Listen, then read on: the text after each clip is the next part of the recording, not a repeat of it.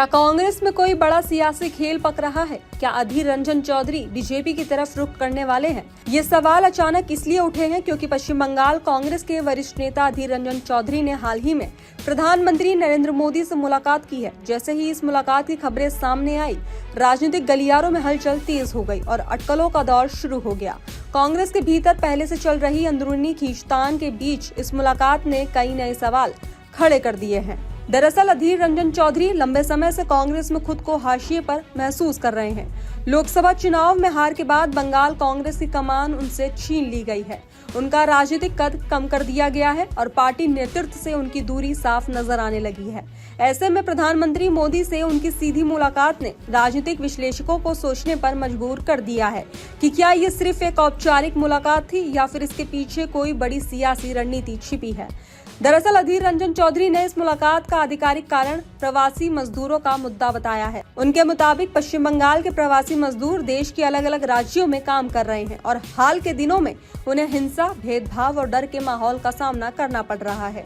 अधीर रंजन का कहना है कि कुछ राज्यों में बंगाल के मजदूरों को घुसपैठिया बताकर परेशान किया जा रहा है, उन्हें धमकाया जा रहा है और यहाँ तक कि बांग्लादेश भेजे जाने का डर दिखाया जा रहा है।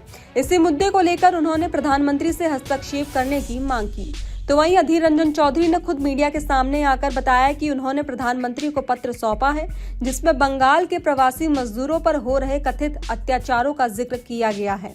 उन्होंने उड़ीसा में एक बंगाली मजदूर की पीट कर हत्या का उदाहरण भी दिया और कहा कि केंद्र सरकार को इस पर गंभीरता से कदम उठाना चाहिए क्योंकि प्रधानमंत्री पूरे देश के हैं और ये उनकी जिम्मेदारी बनती है कि किसी भी राज्य में किसी नागरिक के साथ अन्याय न हो।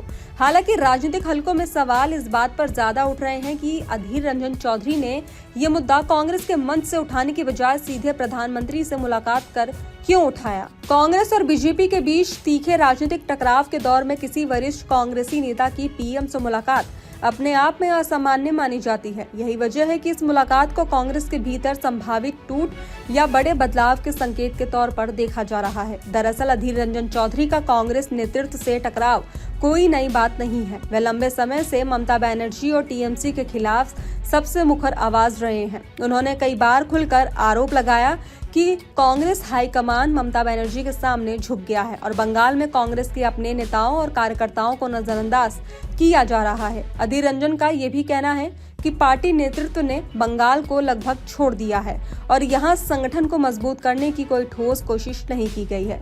साल 2024 के लोकसभा चुनाव में अधीर रंजन चौधरी की हार ने उनकी राजनीतिक स्थिति को और भी कमजोर कर दिया है। इसके बाद उन्होंने बंगाल कांग्रेस के प्रदेश अध्यक्ष पद से भी हटा दिया गया है। ये फैसला अधीर रंजन के समर्थकों और कई कांग्रेस कार्यकर्ताओं को नागवार गुजरा। खुद अधीर रंजन ने भी इशारों में ये कह दिया है कि पार्टी के भीतर उनकी आवाज दबाई जा रही है और उन्हें जानबूझकर किनारे किया जा रहा है। अगर अधीर रंजन चौधरी के राजनीतिक सफर पर नजर डालें तो वह 1999 से 2024 तक लगातार लोकसभा सांसद रहे। वह कांग्रेस के उन नेताओं में गिने जाते थे जो बंगाल में जमीन से जुड़े आक्रामक और फायर ब्रांड छवि वाले नेता माने जाते थे। ममता बनर्जी के खिलाफ उनकी मुखरता ने उन्हें कांग्रेस के मजबूत चेहरों में शामिल किया, लेकिन यही आक्रामक रुख धीरे धीरे पार्टी नेतृत्व के साथ उनके मतभेद की वजह भी बनी। बंगाल की राजनीति में कांग्रेस लगातार कमजोर होती गई। साल 2021 के विधानसभा चुनाव में पार्टी को एक भी सीट नहीं मिली और 2024 के लोकसभा चुनाव में भी कांग्रेस लगभग साफ हो गई। पार्टी के भीतर ये धारणा बनने लगी कि बंगाल में कांग्रेस का भविष्य अंधकारमय है। ऐसे में अधीर रंजन चौधरी जैसे नेता का हाशिए पर जाना पार्टी की कमजोरी को और उजागर करता है। तो वहीं अब सवाल ये है कि अगर अधीर रंजन चौधरी कांग्रेस छोड़ते हैं तो इसका असर क्या होगा।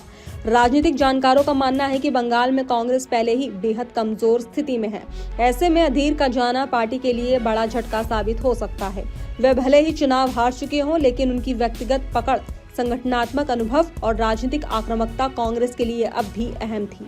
बीजेपी के लिए अधीर रंजन चौधरी का संभावित आगमन बंगाल में एक रणनीतिक बढ़त साबित हो सकता है। ममता बनर्जी के कट्टर विरोधी रहे अधीर अगर बीजेपी में जाते हैं तो ये टीएमसी के खिलाफ बीजेपी के नैरेटिव को मजबूती दे सकता है।